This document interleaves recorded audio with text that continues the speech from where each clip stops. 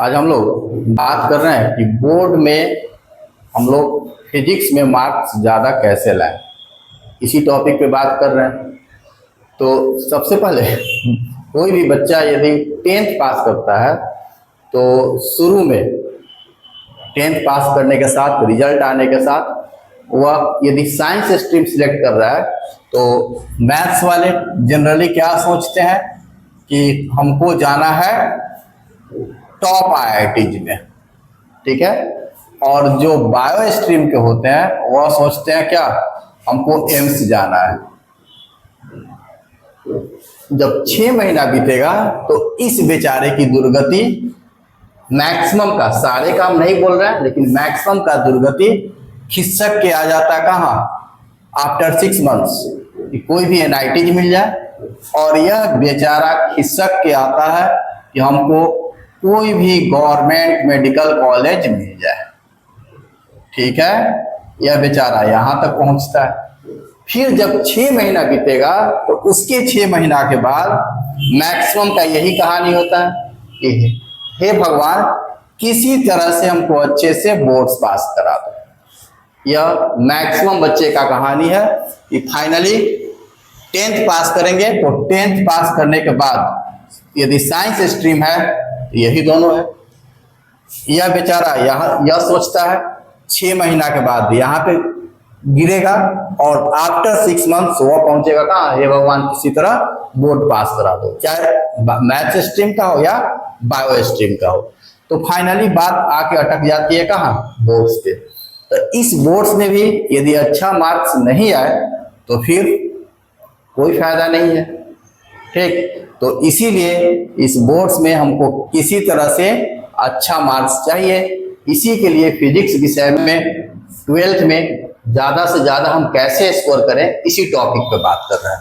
यानी 12th boards exam में, चाहे वह बिहार बोर्ड हो या सीबीएसई बोर्ड हो, फिजिक्स में हम लोग ज़्यादा से ज़्यादा स्कोर कैसे करें, ठीक है।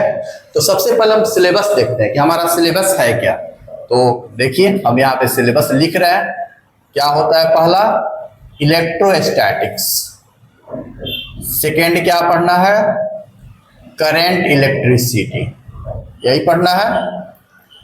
थर्ड में क्या है, मैग्नेटिक इफेक्ट, ठीक है। फोर्थ में क्या है, प्रॉपर्टीज ऑफ मैग्नेटिक मटेरियल। इसके बाद हमारा आता है EMI, electromagnetic induction and AC, alternating current. इसके बाद हमारा आता है ऑप्टिक्स और इसके बाद है वही हमारा सबसे लास्ट टॉपिक मॉडर्न फिजिक्स। तो इतना ही हमारा कंटेंट्स है। इसी में यदि हम ढंग से थोड़ा सा मेहनत कर देंगे तो बहुत अच्छा स्कोर कम टाइम में भी कर सकते हैं। कैसे, तो कुछ करना नहीं है, ज़्यादा मेहनत नहीं करना है। इसमें ऐसे स्टार्ट कीजिए आप, ऐसे सबसे पहले मॉडर्न फिजिक्स कर लीजिए, इसके बाद ऑप्टिक्स कर लीजिए। कारण कि यह दोनों मिलके 37 to 39 मार्क्स, यानी बिहार बोर्ड में लगभग 39 मार्क्स और सीबीएसई में लगभग 37 मार्क्स का पूछता है। और यह आसान है, यह तो थोड़ा सा कह सकते हैं इसके कंपैरिजन में थोड़ा सा टफ होगा, लेकिन यह बहुत आसान है। इसका मार्क्स लगभग फ्री का है। थोड़ा सा मेहनत करने पे यह आराम से मॉडर्न फिजिक्स के पूरे क्वेश्चन को स्कोर किया जा सकता है, ठीक। यह दोनों यदि हो जा रहा है तो इतना मार्क्स आपके पास है। फिर उसके बाद लौट के आप यहाँ पे आइए करंट इलेक्ट्रिसिटी पे, यह भी लगभग 7 to 9 मार्क्स का क्वेश्चन पूछता है। इसके बाद बचता है, यदि इतना पे लगभग आप अच्छे से पास कर जाइएगा और ज़्यादा स्कोर करना है तब आप इधर प्रोसीड कीजिए, फिर इधर प्रोसीड कीजिए।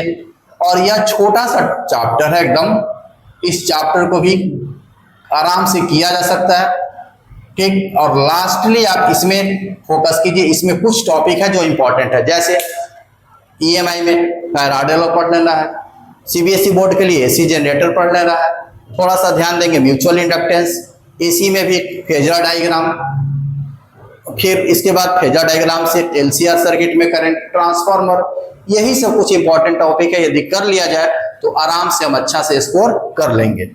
और सबसे पहले कोशिश कीजिए मॉडर्न फिजिक्स को करने के लिए, क्योंकि इसका न्यूमेरिकल्स भी आसान है और इसका जो भी थ्योरी है बहुत आसान है, फ्री का नंबर है।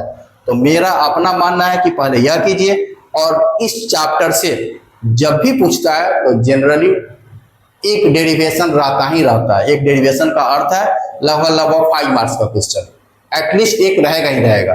तो थोड़ा सा मेहनत कीजिएगा तो ज्योमेट्रिकल ऑप्टिक्स जो इसका पार्ट्स है यानी रे ऑप्टिक्स, उससे आराम से एक डेरिवेशन का क्वेश्चन पकड़ा जाएगा। बाकी अभी का जो ट्रेंड है सीबीएसई बोर्ड में तो काफी छोटा कर दिया है वेव्स, लेकिन फिर भी कुछ भी रहे तो थोड़ा सा इन दोनों पे शुरू में मेहनत कर दीजिएगा, तो फिर इधर का पार्ट आपके लिए आसान हो जाएगा। यह दोनों और यह आराम से करके आप अच्छा स्कोर, कम टाइम में अच्छा स्कोर कर सकते हैं। उसके बाद आपके पास टाइम बचेगा ही बचेगा, तो जब टाइम बच जाएगा तो आप बाकी पोर्शन कीजिए, ठीक। फिर आगे के वीडियो में हम क्या करेंगे कि बताएंगे कि इसमें से कौन कौन सा हम टॉपिक कर लें, इसमें से कौन कौन सा टॉपिक कर लें, और फिर इन सारे में से कौन कौन सा टॉपिक कर लें कि वह आसानी से हम कंप्लीट कर लें, ठीक है।